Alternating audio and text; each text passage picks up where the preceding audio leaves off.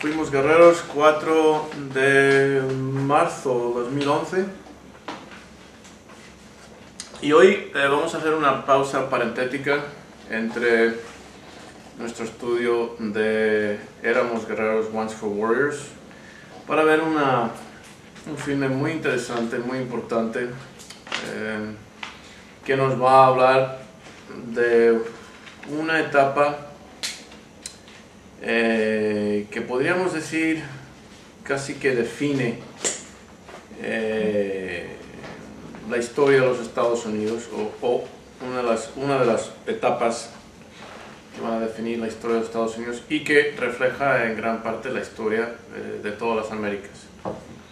La película en inglés se llama Glory, creo que en español se tradujo a Tiempos de Gloria, y trata de uno de los primeros regimientos, creo que el 54, de todos negros, o sea, voluntarios, para luchar en la guerra civil. Estamos hablando de la guerra civil estadounidense, cuando Lincoln está punto de proclamar la emancipación de los esclavos.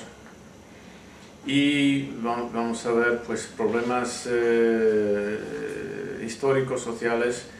Y si habéis leído la primera parte de mi dedicatoria a Martin Luther King, vamos a ver que esta película nos sirve de vínculo de introducción a ese ensayo, que luego lo continuaré, lo terminaré, porque refleja la violencia, los efectos de la violencia, refleja la base socioeconómica, cultural, psicológica de los Estados Unidos, que se funda en pues dos crímenes contra la humanidad. Uno es la esclavización del afroamericano y el otro es el genocidio del amerindio. Entonces se funda pues toda la expansión territorial y crecimiento industrial agrícola de los Estados Unidos. Y vamos a también entender mejor a nuestro personaje favorito, Jake, en Los Guerreros, porque, adelantándonos un poquito, él en su gente, los maoris, también fueron esclavizados. Entonces, os lo adelanto un poco para que cuando hay un personaje en particular que vais a ver y vais a entender la agresión que él tiene, el dolor que él tiene, que lleva consigo, la violencia que está a flor de piel, etc. Entonces, os va a ser más fácil entender a un personaje como Jake, que deriva de una cultura que también fue esclavizada, privada de su identidad, deshumanizada, etc.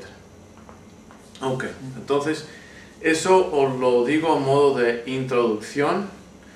Vamos a ver parte del filme, y quiero dejar una parte para discutir lo que hayamos visto, y seguramente la segunda parte la veremos la semana que viene. ¿Preguntas o comentarios? Ok, continuamos. Ok, continuamos. Hemos visto pues más de la mitad de la película y pues ahora vamos a oír vuestros comentarios de una forma pues organizada, porque los alumnos a distancia pues se enriquecen de vuestra contribución y quieren oírlo. ¿Quién comienza? ¿Qué ideas, preguntas? Buenas tardes. Buenas tardes. Primero, bueno, no sé mucho sobre la historia de Estados Unidos, ¿verdad? Pero mi pregunta es, ¿por qué se enlistan los negros en un ejército para luchar? ¿Para qué? Buena pregunta. Ok. Y mi respuesta va a ir por partes. Uno, muy poca gente sabe de la historia, conoce la historia de Estados Unidos, comenzando por los americanos mismos. No tienen ni idea de su historia. De hecho, durante la primera guerra en el Golfo, el 90 y tantos % de los americanos no podían encontrar a Irak o a Kuwait en un mapa.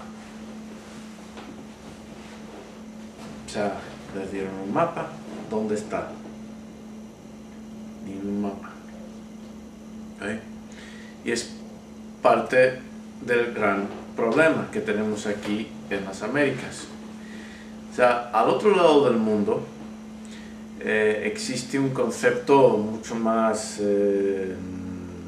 vigente de la historia, de su importancia. ¿Por qué? Pues porque, por ejemplo, en unas ciudades donde yo me crié, Alcalá de Henares,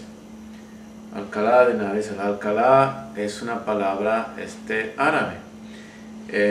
Antes se llamaba Complutum. Complutum era un puesto romano. Tenía pues centenares, 1000 y pico de años de historia. Y esa historia está a tu alrededor constantemente. Decirle a un europeo que algo es antiguo porque tiene 200 años es una broma. O sea, estás bromeando, ¿verdad? Y claro, a un chino, pues 1000 años es una broma en cuanto a antigüedad. ¿Okay? Entonces, eso es uno de los problemas y precisamente en este programa, teniendo en cuenta que es una epidemia transcontinental, gran parte de lo que queremos hacer en este programa es precisamente rellenar ese tremendo hueco, porque tenemos dos programas que son complementarios. Uno es FITA, Frente a Inteligencia, temas de actualidad, otra es Formación del Mundo Actual, en el cual hablamos más de cuestiones históricas para explicar cómo hemos llegado hasta aquí. Uno es FITA, qué está pasando ahora, y otro es cómo hemos llegado a esta situación. ¿Okay? Esta película encajaría más en Formación del Mundo Actual en ese aspecto para entender qué es lo que está pasando aquí. Y parte del problema es que no sabemos cómo hemos llegado. ¿Por qué? Porque no se enseña en ninguna parte. Yo me acuerdo, así anecdóticamente, tenía 8 años, estaba en el grado 4, había saltado un año y comencé el curso en Binghamton, New York. Antes Longfellow, se llamaba Longfellow la primaria, y antes, a las pocas semanas, nos fuimos a España y estábamos como actuando la llegada de los primeros colonos a Estados Unidos en el Mayflower, los primeros puritanos, eso, y su encuentro con los indios, y nos tocaba a cada uno de los niños subir al frente de la clase y actuar una parte de ese encuentro. Entonces llegar uno, ya, ese era el indio, y el otro estaba actuando así, pues el cruzar el agua, ¿ok? A las pocas semanas me encuentro en una academia, se llama Cristóbal Colón, en Madrid, no me acuerdo de la calle, y el director era un ex jesuita, y sí, los niños tenían que ir, y las niñas, al frente de la clase, pero para recitar las lecciones de 15, 20 páginas, ¿okay? De memoria por completo, palabra por palabra. Si fallabas en o sea, te puntuaban de 10 para abajo, te llamaban, y si fallabas en una palabra te quitaban un punto. Fácil reprobar. ¿Okay? Me acuerdo llegar a mi casa la primera vez que lo vi, traumado, diciendo a mi madre, pues yo no puedo hacer esto. Y mi madre se ría, dice, porque España dice, no, claro que sí, todos lo hacemos, es cuestión de, todos lo hemos hecho, es simplemente cuestión de práctica, y pues es lo que se espera. Claro, estudiar historia en un país como España es estudiar miles de años de historia, no 200 años. O sea, la historia comienza en Babilonia y pues por supuesto los egipcios y los griegos y los romanos, y Todo eso, porque todo eso va llevándonos al presente, lo que es el idioma, la cultura, la literatura, etcétera, etcétera, española. Sin eso es difícil. Ahora, la respuesta a tu pregunta específica, ¿por qué se alistaron en un ejército blanco siendo negros? Pues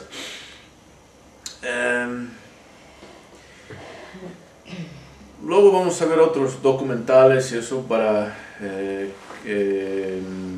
captar de alguna forma la experiencia del trasplante, por usar una palabra bastante clínica, de África al nuevo mundo del esclavo negro, que pues tenía su religión, tenía su mitología, tenía pues, sus costumbres, tenía su cocina, su forma de comer, etc., su idioma, por supuesto.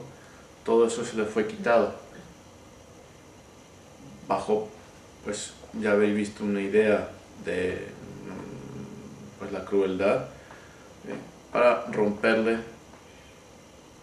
Se le prohibía hablar su idioma, rompían familias a propósito, se le prohibía practicar sus creencias religiosas, etc. Se le inculcaba aspectos de la Biblia que reforzaban, solamente aspectos que reforzaban, selectos, deliberadamente selectos, y hay documentos que lo demuestran, que reforzaba su estatus de esclavo, más o menos que Dios quiso que fueras así, etcétera, etcétera. No tenía a dónde ir, no podía volver. Entonces, los intentos de llevar los ahora esclavos liberados de nuevo a África, fracaso total, porque ya no son africanos. Además fueron sometidos a violaciones.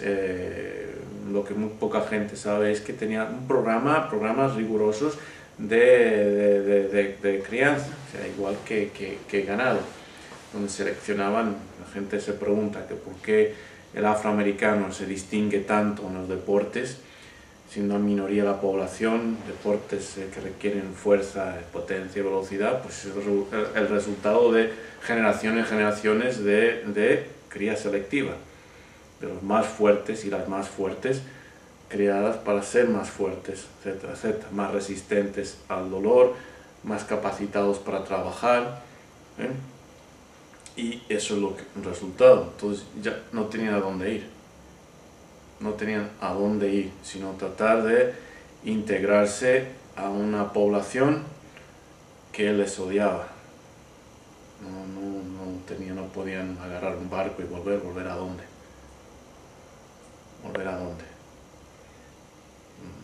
Okay. Entonces el único, y había movimientos pero fracasos del país. Liberia se fundó con ex esclavos americanos, un desastre de país, un desastre en África. La historia de Liberia, un desastre, genocidios, un desastre. ¿Por qué? Pues esa deshumanización. Después de eso, ¿qué vas a hacer? O sea, difícil para que las personas, después de generaciones y generaciones y generaciones de ese trato inhumano, vuelvan a formar por su cuenta pues una sociedad con armonía.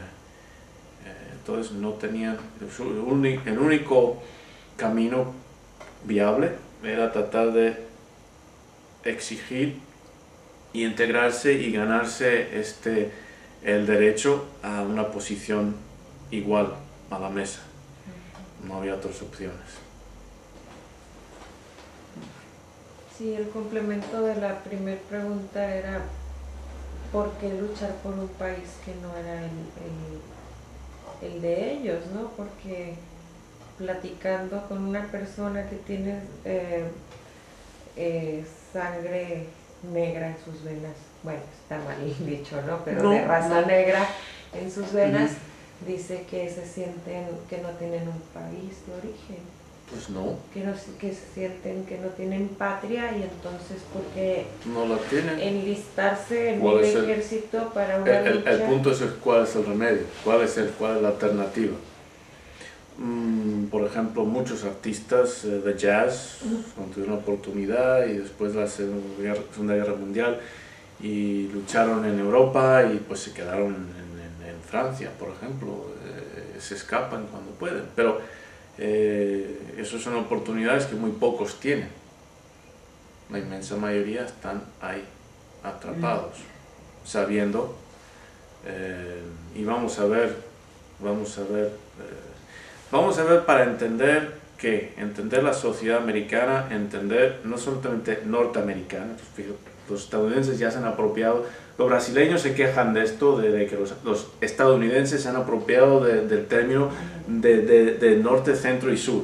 Son americanos, lo dicen. Los demás, ¿qué somos? Pues, estadounidenses. ¿Por qué? Porque refleja también mucho de lo que ha sucedido en el resto de las Américas. En mayor o menor grado refleja lo mismo. Y dos, es el imperio, la mentalidad del imperio que se impone. Entonces, si el mexicano espera que va a recibir un trato humano, cruzando esa frontera como ilegal, está listo, porque no lo va a recibir. ¿Por qué? Porque hay toda una historia de ese tipo de trato. Y adelantando un poco, el trato que el angloamericano aplicó al esclavo negro, al negro en general después de su libertad, y al amerindio, también le traumó a él mismo. Traumó a él mismo, o sea, le deshumanizó, porque acostumbrarse a tratar a un ser humano de esa forma, de ese tipo de crueldad, que le afecta a uno mismo. No es de sorprender que Estados Unidos es el único país que ha empleado la bomba atómica en 2 ocasiones. Tanto que se habló del mal de la Unión Soviética y temen a Corea del Norte, etc. ¿Quién ha usado la bomba atómica? Pero bueno, ya llegaremos a eso. Entonces la respuesta es pues el intento de integrarse a el país para tener una patria. Claro, estamos hablando de 1863, 100 años antes de que naciera yo.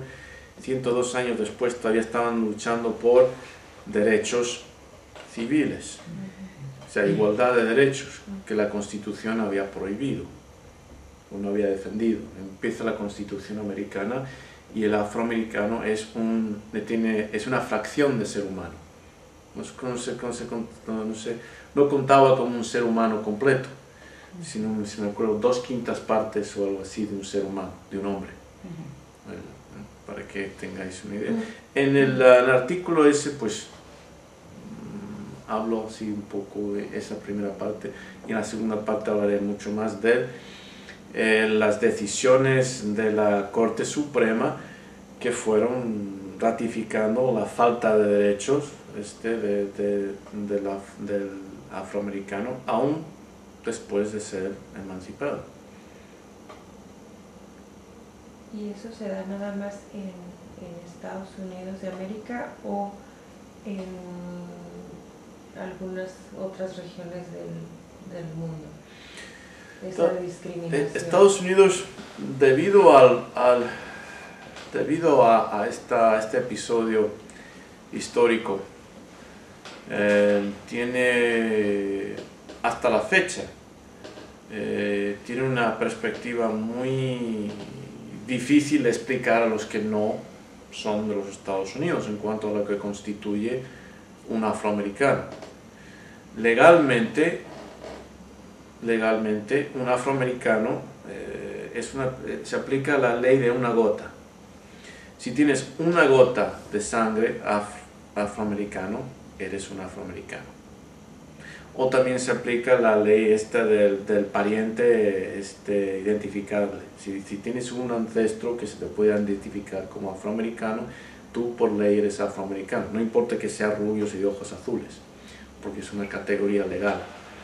¿Por qué? Porque durante pues más de 200 años, era una raza de personas que estaban categorizadas como esclavas, o sea, una casta. La primera y única vez en la historia del ser humano en la cual raza y casta esclava fueron equivalentes. Entonces todavía queda legalmente esa categorización. No importa rasgos físicos externos, no importa. ¿Verdad? Difícil explicar eso pues a mucha gente. En Brasil, por ejemplo, donde, como dicen, casi todos tienen una pierna, un pie en la cocina, es decir, algo de sangre negra, pues no comprenden, claro, hay racismo, pero no comprenden esa categorización tan radical. ¿Y dónde hemos visto esa categorización tan radical? En la Alemania nazi, cuando se aplicaba la misma regla para identificar a los judíos, para exterminarlos. Pero son ideologías primo hermanas, y es lo que es difícil muchas veces para las personas que no son de los Estados Unidos, que no han vivido esa realidad, ya sea pues, en su experiencia personal o pues, en su familia, en su linaje. Es difícil que ellos comprendan, y al no comprender eso no se puede comprender a los Estados Unidos, y si no comprendes a los Estados Unidos no puedes comprender el efecto de los Estados Unidos en Latinoamérica y sus modos, su forma de operar. Y si no entiendes eso, pues tampoco puedes entender Latinoamérica, porque Latinoamérica, nada sucede en Latinoamérica en realidad sin el permiso de los Estados Unidos. Una cosa así, el destino manifiesto, con una ideología que se convirtió en ley en los Estados Unidos, la idea de que todo al sur hasta Tierra del Fuego es patrimonio de los Estados Unidos. Tienen derecho legal de intervenir militarmente si les da la gana, se les antoja, en cualquier lugar de las Américas. Eso es algo, un derecho que se ratificó en el Senado. Entonces, difícil para un mexicano o cualquiera de las Américas entender pues cómo sienten ellos que tienen el derecho legal de intervenir y tal y cual. Pues tienen el poder para reforzarlo, que tienen. Por eso entraron aquí como Pedro por su casa buscando a Pancho Villa. Entran aquí todavía buscando, ahora pues un poco más diplomático, ahora tienen la aprobación del gobierno mexicano para entrar, arrestar y deportar sin trámite a personas que estén buscando, a mexicanos. Pero hay que entender, para entender el mundo en que vivimos, hay que entender cómo hemos llegado hasta este punto. Buenas preguntas. ¿Más? Ya me iría muy en medio de la película y no vamos mejor así por bloques. Sí, no, uno de los cuestionamientos que también aquí formamos y tomé en consideración es la misma pregunta, la idea de haber formado un regimiento de recién liberados esclavos. O sea, me pregunto si no hubo cierto temor de que se volviera en contra de los mismos Estados Unidos haber hecho un regimiento de esclavos, cuando se percibe todavía, hay un líder ahí en el regimiento que denota mucho resentimiento aún, ¿verdad? Perdón. Pues por supuesto. Ajá. Entonces, además que al coronel, desde los altos mandos, pues lo pusieron al frente de este regimiento y finalmente les mandan, no finalmente, también les mandan una carta donde los están considerando insurrectos a cualquier esclavo o negro que lo vean vestido de soldado, y va a ser... Los confederados, sí. Sí, fusilado, y luego, y si algún blanco, pues ahí también se los llevaron a ellos, ¿no? Pero lo que se me hace más interesante aquí es que pues todos se quisieron quedar. Pues querían, después de siglos, generaciones de que tu estatus de ser humano fuese denegado, pues la oportunidad de demostrar que sí eres un ser humano, que sí vales, que sí puedes ejercer una función más allá que la de bestia de carga. Entonces, durante siglos ha sido la carga que ha llevado el afroamericano. Recientemente, yo creo que después del incidente en los 90 de Rodney King, que puse el video, y fue un incidente tremendo, no porque fuese una ocurrencia extraordinaria en absoluto. De hecho, hace ¿qué fue? En el tranvía de San Francisco, en BART, también puse un video se ve cuando un policía mata a quemarropa a un joven afroamericano que han arrestado. Está boca abajo, están 3 policías al menos encima de él, está boca abajo, está indefenso, y un policía saca su arma y le descarga en la nuca. Muy crueles. Y luego se dan cuenta de que desde el tranvía están filmando, y entonces ¿qué hacen? Pararon los tranvías y decomisaron todos los celulares que pudieron, pero ya habían subido, gracias a YouTube, la internet, ya habían subido por lo menos un par de ellos el vídeo de las imágenes. Y al policía inmediatamente le soltaron, o sea, en la jefatura le dejaron libre, y él dio la fuga y le arrestaron en Las Vegas, ya en Nevada, fuera del estado, ¿okay? Para que pudiera escaparse. O sea, el punto es esa ocurrencia, ese evento así de ese tipo con Rodney King es la norma.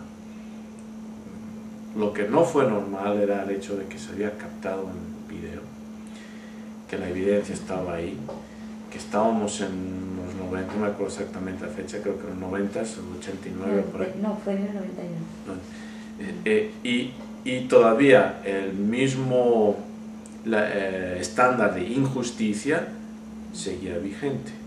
Ahí es cuando hubo un tremendo cambio yo creo, en la psicología colectiva del afroamericano. Dicen, bueno, pues se acabó. Pues muchos de los avances de los 60 se perdieron con ese evento, pero ya llegaremos a ese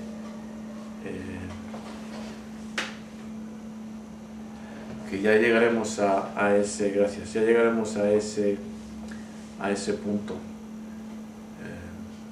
en la historia. ¿Más? Yo quería comentar sobre el coronel Sean desde que comenzó como capitán, cuando estaba en el frente de batalla, como tenía miedo, estaba encogido de hombros, seguía caminando, claramente no sabía qué hacer, se tiró al piso de miedo, y conforme va avanzando la película se ve como él va cambiando, como a pesar de que él no sabía lo que estaba haciendo cuando eligió ser coronel, se nota que le faltaba mucha experiencia, pero también va observando y va cambiando hasta tomar su rol de coronel y de líder junto con las personas, como en la escena cuando todos rompen su papel de recibir el dinero, él también lo rompe y se va a quejar. Pues sí, lo que vemos ahí es que pues él seguramente no era como muchos jóvenes de clase alta, ir a cumplir servicio militar era más por apariencia que por vocación.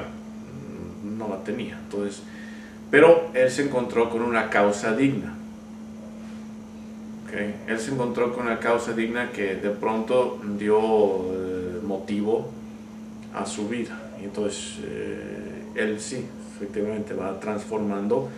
A lo largo vemos su transformación a lo largo de la película, hasta que veremos el final. Su actitud es muy diferente, se encara a la muerte y al peligro, porque ahora pues tiene un motivo para vivir, como dijo Martin Luther King: el que no ha encontrado una causa por la cual moriría no merece la pena vivir.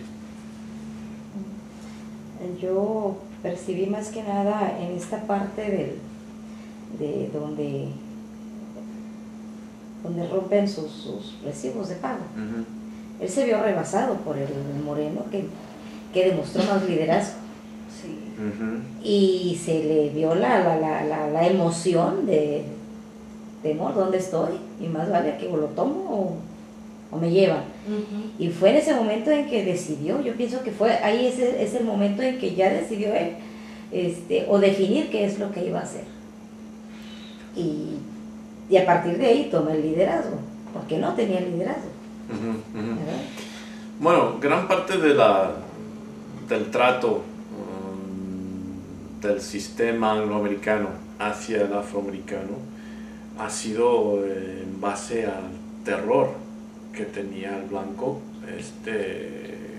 con estos individuos tan fuertes, tan rudos, que pues sabían que si les daban lo más mínimo se los iban a comer.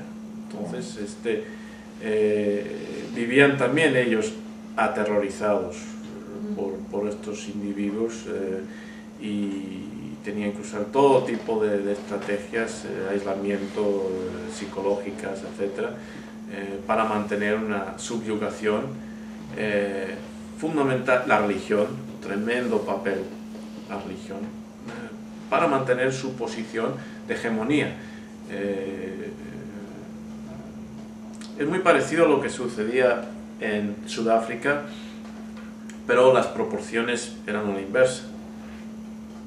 En Sudáfrica el blanco era en minoría y el negro en mayoría, y en Estados Unidos pues al revés.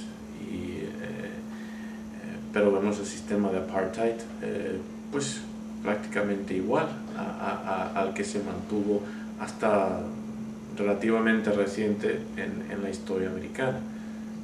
Estamos hablando hasta pues que tenía yo 2 años, creo, que cuando por fin se aprobaron los derechos civiles. Pero lo que es mi padre vivió la segregación, la prohibición de ir a bibliotecas públicas, etc. ¿Por qué? Para asegurarse de una subyugación, para mantenerles ignorantes y débiles. Claro.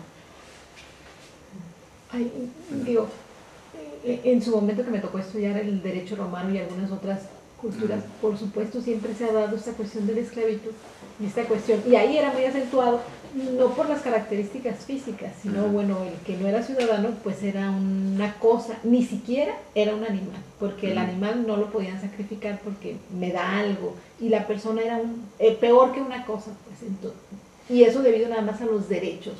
Eso se superó en su momento, fueron años de lucha y todo, pero en esta fecha, en comparación con Estados Unidos, sí no han superado, no se ha superado, porque bueno, si recientemente se vio la cuestión de los derechos civiles, es más, y si nosotros cruzamos Estados Unidos, vemos perfectamente bien cómo está dividido desde las zonas donde viven, los lugares a donde concurren, las actitudes, que es muy similar a la película González Jake, que van los muchachos en su carro con el escándalo, con la manera de vestir, y de veras nosotros los vemos y somos muy, muy racistas, porque aquí en México también en las escuelas, si una persona así un poquito más oscurita que todos los demás, todo el mundo pues le saca la vuelta, ¿no? Entonces, porque ya es una cuestión física, nos llevamos mucho por las apariencias y por supuesto estamos prejuzgando, ¿no? Vemos a una persona, ya, o sea, es un buen punto eso del racismo inculcado a una cultura colonizada, porque ese mismo racismo también existe entre los afroamericanos. O sea, afroamericanos que los más oscuros son discriminados y se sienten inferiores a los más claros. ¿Por qué? Pues era parte de la metodología de inculcar una división entre la población. Y hay otro aspecto ahí. Los más claros, ¿por qué eran más claros? Porque eran hijos de los amos. Entonces, pues ellos tenían las oportunidades muchas veces de trabajar en la casa, porque al fin y al cabo pues eran hijos y eran más confiables, por supuesto, que los que no. Y los que no, pues tenían los trabajos más duros en el campo, y queráis que no, pues eso fomentaba una tremenda tensión entre los dos. Entre los más claros pues tenían privilegio, los otros no, y había una tremenda... vemos cuando veamos, por ejemplo, Malcolm X, enfoca mucho en todo el esfuerzo que demostraron los afroamericanos durante mucho tiempo de parecer blancos, o sea, de alisarse el cabello, y pues había ventajas para los que eran más claros. Históricamente eran más claros, pues podían pasar por blancos y evitar todo el problema de la identificación con una raza, una categoría legal. Claro, incluso aquí en México, digo, definitivamente que me ha tocado hacer muchas contrataciones de personal, las personas que aplican para desempeñarse en el servicio público, o sea, quiénes son los que llegan, quiénes son los que han llegado a la universidad, cuáles son sus características físicas, y siempre si el bajito morenito, ese, sabes que no, pues ese yo creo que lo ponemos en el archivo, ese lo ubicamos porque tampoco nos sentimos identificados con él, o sea, qué tanto la gente va a llegar con esa persona, eso es marcadísimo, pero marcadísimo. Bueno, se ve en las telenovelas. Pues sí, o sea, así eso no importa con la vida real. Definitivamente, incluso en alguna ocasión que me tocó trabajar también, las personas llegaban a adoptar niños y era la costumbre que ellos llegaran a escogerlos. Entonces dije, no, pues ¿cómo que la persona va a llegar a escoger? Y todos en su digo, al contrario, si para tal caso mejor ponemos una pasarela de padres y que el niño diga, estos me gustaron para padres y no ellos a los niños. Pero el caso es de que en sus solicitudes ponían, o sea, ¿cómo quiero al niño? Güero de ojos azules.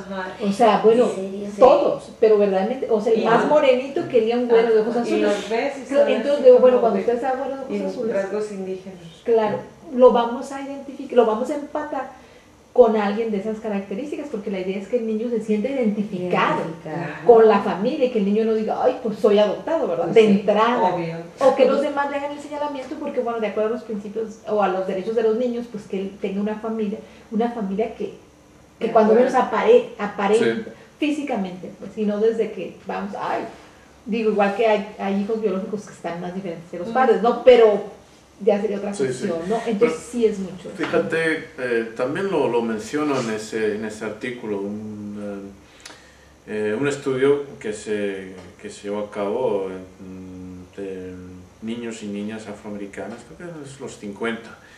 Las niñas se les mostró diferentes muñecas de algunas blancas, otras azules, diferentes, y siempre atribuían mejores características, atributos morales, etcétera, a las blancas que a las negras. ¿Por qué? Porque habían internalizado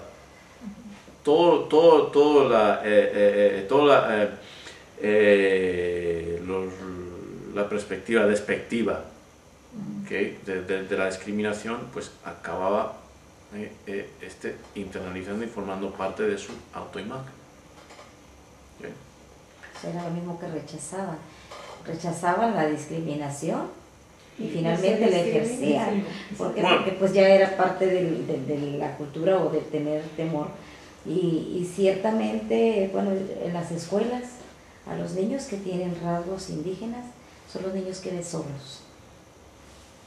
O sea, es muy raro ver integrado con el grueso de los Pero diferentes. muchas veces ellos solo se auto... Bueno, es parte de, mira, se hace un estudio, hay un proyecto que llevo sobre la diversidad cultural aquí. Y el programa incluye hacer un estudio de campo, ir a buscar las comunidades indígenas aquí de Tijuana. Y es tan difícil que se dejen entrevistar los indígenas, que puedan pasar a sus comunidades, es tan difícil. ¿Por qué? Porque ellos mismos, quienes logran ser entrevistados, manifiestan que siempre han sido segregados, discriminados, abusados. Sí. Más que nada, dice, si somos más mexicanos que ustedes, digo, porque siempre lo deben, todas esas entrevistas las deben llevar como evidencia grabadas, filmadas. Dice, somos más mexicanos que ustedes y nos tratan como si fuéramos extranjeros. Entonces, ciertamente eso es tremendo, ¿eh? Pero ese es por eso digo, ese es el mismo proceso. Mismo proceso que se llevó a cabo en Estados Unidos se llevó a cabo en todas las Américas. Lo que sucede en Estados Unidos, el modelo americano es más fácil de analizar y de ver, o sea, es más destacable.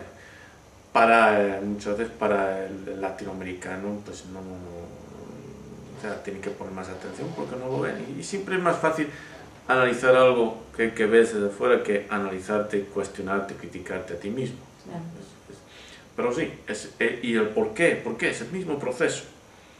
Es el mismo proceso, resultado de que, de una casta legal, una casta social impuesta por ley, tú sabrás más de esto que yo, por parte de los españoles, en el cual a lo más alto estaban los peninsulares y después los criollos, que eran hijos de peninsulares pero nacidos aquí, y luego dependiendo del lugar en las Américas había diferencias, que si eras qué proporción de blanco e indio, pues mestizo, qué proporción de negro con indio, zambo, blanco con negro, mulato pues de mula, ¿okay? No es, y cuarterón de mulato y octerón de mulato y todas estas categorías que te definían pues cuáles eran tus derechos legales. Y la gente de bien se sentaba en un sitio a la sombra, en los toros, y etcétera, etcétera. Y luego, toda esa división, pues lo mismo, o sea, la misma ideología racista. Claro, aquí en las Américas, de esta frontera para acá, pues no fue tan dramática como en los Estados Unidos, pero precisamente por lo dramático que fue esa historia en Estados Unidos, podemos analizar, ver las consecuencias y aplicar los resultados para entender mejor los efectos de esta violencia en Latinoamérica. Yo considero que Tijuana es una ciudad en la que menos racismo hay, porque por ejemplo, sí me ha tocado en otras partes de México ver, por ejemplo, una persona afro y la ven así como de extraña, siendo que hay muchas personas afro por ejemplo, en las costas, ¿no? Que es Acapulco, Veracruz. Pero en las otras regiones sí lo ven con extrañeza. Y aquí no, aquí vemos de todo el mundo. Y bueno, ¿sabes qué? Yo me acuerdo una vez estando en uno de estos furgonetas, no sé cómo llamáis aquí, furgonetas, un camión pequeñito que para cruzar la frontera. Y pues yo estaba sentado en una de las hileras más hacia adelante y la gente pasó una señora y pues como los mexicanos típicamente pues no son tan hábiles en reconocer mis rasgos como afroamericano, pues pasó algo, pero había unos negros sentados atrás y se dio media vuelta y dijo, no, yo aquí no me siento. O sea, eso pues ahí está presente. No sé si está más presente en otros lugares, pero me choca a mí, por ejemplo, y esto lo he presenciado yo bastantes veces, el usar el término indio como un insulto, como equivalente a ignorante, como Despectivo. sí, despectivo. Y entre una misma familia, y me acuerdo un hermano mayor llamando a la niña india, pues sí parecía india, pero el punto es, ese es el punto, ese es el punto, es que se considere un insulto. Yo soy parte indio y muy orgulloso de serlo, y llegar aquí a México, ¿qué es México? Si quitamos el indio, pues sois españoles, con mal acento, lo siento. Y no nos gustan los españoles. ¿Cómo? Y no nos gustan los pues españoles. ese es el punto, ese es el punto. De veras, ¿no? Quitáis esa parte y ¿qué sois? Españoles que detestan a los españoles. Quitáis los españoles y quitáis los indios, y pues ¿quién queda aquí? Hemos hablado de eso. Hemos hablado de eso. ¿Okay? Entonces, pues me choca mucho. Porque en realidad, ¿qué consiste eso? Pues eso es un autodesprecio. Es que el mexicano en realidad desde la conquista quiere ser español puro porque tenía muchos privilegios. Y los indígenas puros luchaban por su pureza y se hicieron los pueblos, les llaman pues reservaciones o reservas indígenas, que todavía hay, sobre todo aquí en Baja California aún existen y conservan sus costumbres, su dialecto, su forma de vivir, pero en el fondo pues la mayoría, yo lo que siento es que quisieran ser europeos, ¿no? Que por eso se afrentan de sus, o más bien nos afrentamos, porque yo también tengo sangre indígena, ¿verdad? A mí me encanta como soy. Ya lo estoy haciendo la europea ahora. Supongo que eso da para mucho debate, pero el punto es la disfunción, la falta de unidad social, nacional, y de dónde viene, y cuáles son los efectos. Pues, por ejemplo, Gran Bretaña, en su política de colonización de África, empleó una estrategia muy interesante. Siempre que delimitó regiones geopolíticas, se aseguró de juntar dentro de un área geopolítica a tribus enemigas. ¿En serio? Pues sí, por supuesto. Porque así ¿okay? Pues se mataban entre sí, se odiaban entre sí, y divide y conquista, que era una técnica romana, divide y conquista. Los grandes imperios, Roma, España, Inglaterra, Gran Bretaña, que han sabido cómo colonizar. Entonces, divide y conquista, se trata de eso, el dividir. Y cuando veamos la carta de Willie Lynch, que es una carta ficticia que salió en los 90s o algo así, que se atribuye a un dueño de esclavos que le piden, creo que en las Virginias tienen problemas con sus esclavos y piden a uno de Jamaica, un dueño de plantación, que venga y les dé más o menos un seminario intensivo de cómo vamos a acabar y ya veremos las técnicas, pero el divide y conquista, el pone uno contra los otros, aunque es una fabricación esa carta, pero resume muy bien que toda la estrategia de la esclavización, igual que la colonización en general, en todas las Américas, establece una división de forma que los colonizados nunca tengan una unidad, mientras que no estén